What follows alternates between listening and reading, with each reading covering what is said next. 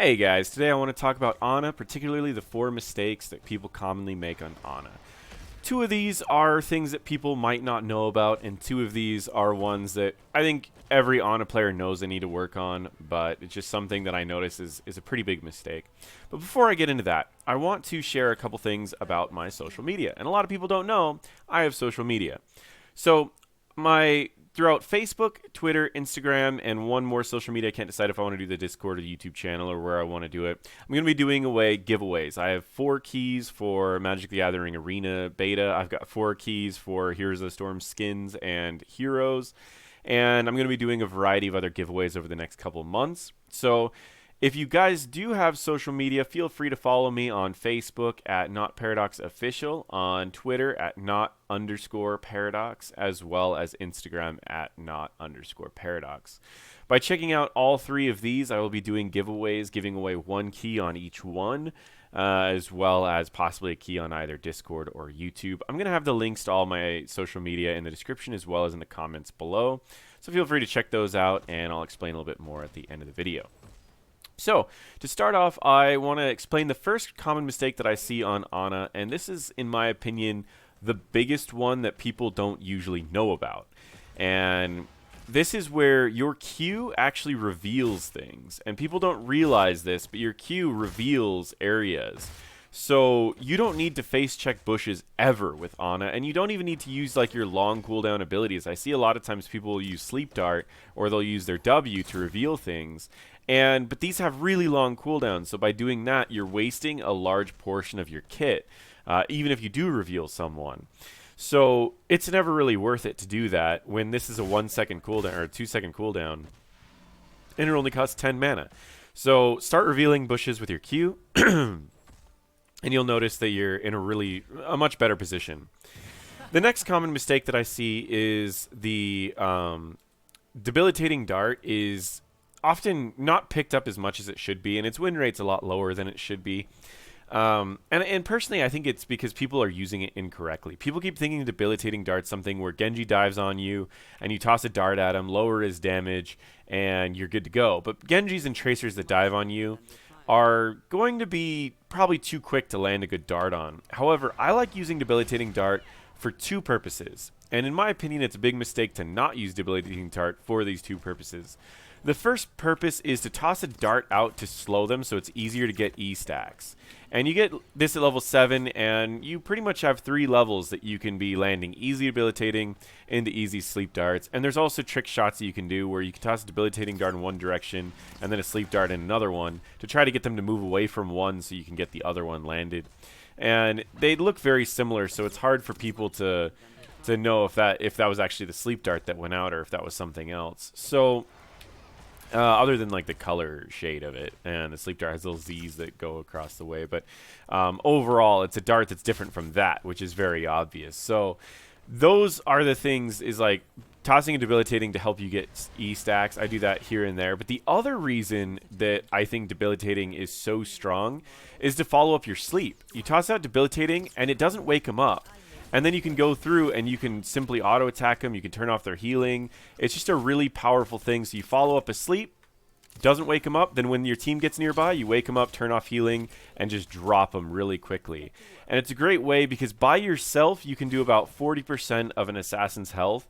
But with your team, it's pretty much a guaranteed kill because this is what's going to happen. They're going to be asleep. Your team's going to get in position.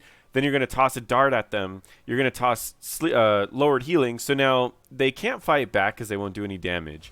They can't run away because they're going to be moving away too slow. And their healer can't save them because they're going to have no healing. It's pretty much a guaranteed kill every time that you land a sleep dart after level 7.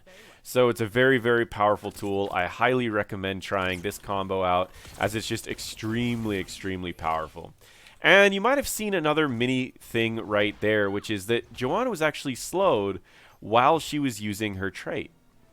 It's currently a bug that debilitating dart is still considered just a damage reduction, which isn't removed by cleanses or unstoppables.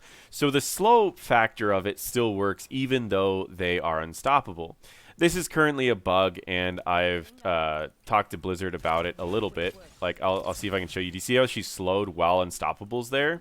That shouldn't be happening, and it's just a bug that I've already sent to Blizzard once. I'll shoot them over this video as well, just so they can see it again. But yeah, that's pretty much it. Now, the fourth common mistake that I see with Ana's is they're not attacking enough. And attacking on Ana, now that she heals herself with auto attacks, it's kind of a must. Because if someone dives on you, if you have enough healing, you pretty much don't have any issues. So I like to always keep 5 dots on their front line and then just send dots over to everything else. And you could be healing people while you're doing this too. Simply tossing out heals, auto attacking, lowering health, auto attacking, heals, auto attacking, lowering health, auto attack. You know what I mean? Like, you can be doing everything while auto attacking, and I keep seeing Anas that will focus mainly on just being a heal bot, but you actually have pretty high damage as an Ana as long as you keep auto attacking the entire time. So it's a pretty big mistake that I see is Anas that just aren't auto attacking, and it's also your defensive measure as you do heal for 50% of the damage your damage over time is doing. And I want to end off with my last mistake, which is probably the most difficult one to explain. And that's on positioning. So all of Ana's abilities are lines. I mean, like, other than her W, but her main abilities you need to worry about are lines. Her E is a line that then sleeps in that line. Her Q is a line that heals in that line.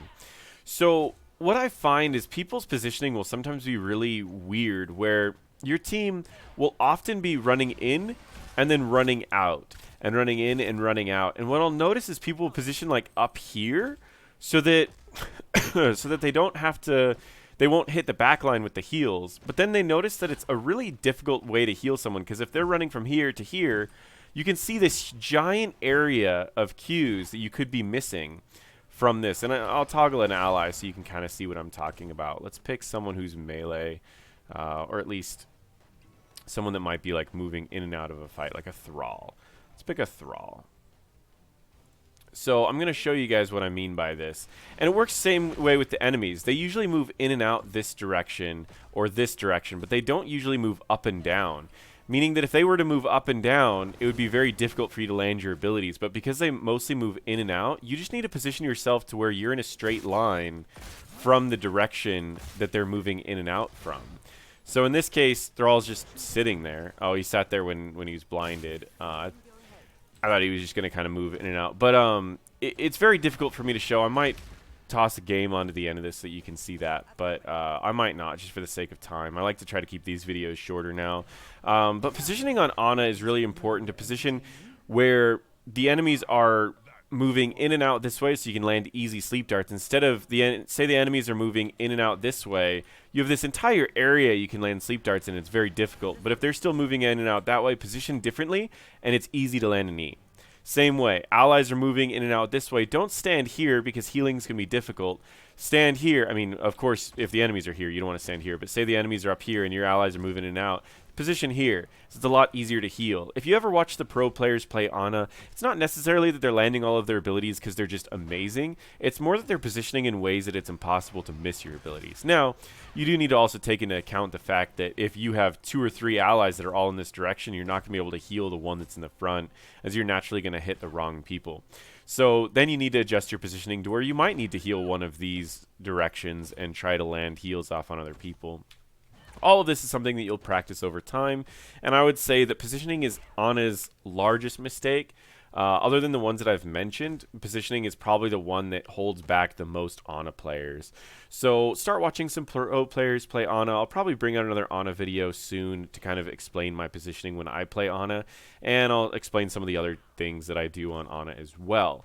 So I would highly recommend working on your positioning, but definitely don't forget about these other ones of revealing with your Qs, following debilitating darts up with sleep darts and vice versa, as well as making sure that you're always getting auto attacks off. Thank you all for watching this video, and feel free to check out some of my social media, as I will be doing a lot of giveaways soon, as well as the first one, the Magic Gathering one, should be happening over the next week or two.